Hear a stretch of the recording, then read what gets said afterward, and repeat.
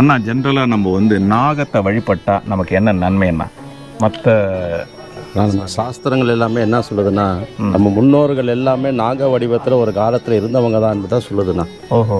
அதனால தான் சிவனுக்கு கழுத்தில் பாம்போ, பெருமாளுக்கு படுக்கையில் பாம்போ, முருகப்பெருமானுக்கு காலில் பாம்போ, விநாயகப் பெருமானுக்கு வயிற்றில் பாம்போ, இந்த மாதிரி பாம்பு வடிவம் எல்லா விதத்திலையும் இறைவனோட நெருங்கிய உறவு கொண்ட ஒரு விஷயம்.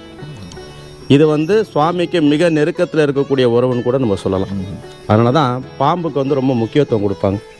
அந்த வகையில் அந்த பாம்பு தான் நம்மளோட குறைகளை நிறைகளை இறைவன் இடத்துல செலுத்தக்கூடிய கருவி. நம்ம பொதுவாக சொல்லுவோம் பாம்பு காது இல்லை அப்படின்னு நம்ம சொல்லுவோம், உண்மைதான். ஆனால் பாம்புக்கு கண் வழியாகவே காது. சரிங்க. அதனால தான் சுவாசம் பண்ணும்போதே அதை பார்க்கும்போதே இவர் என்ன அப்படின்றத கண்டுபிடிச்சி அந்த சக்தியை எடுத்துக்கும்.